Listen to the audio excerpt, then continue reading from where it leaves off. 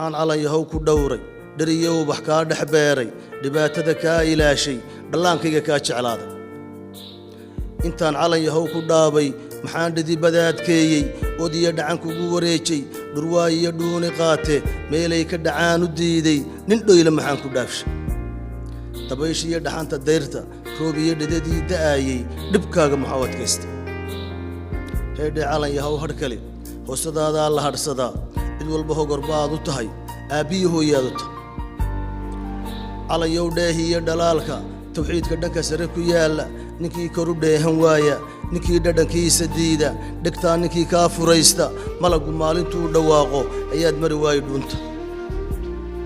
calan yahow nuurka iyo iftiinka weliba laamka iyo miimka allaahuda kugu lifaaqan intaasoo wada lamaan ninkiina nijiis yidhaa ambase soo legad yidhaa wallee wuu kugu lugoy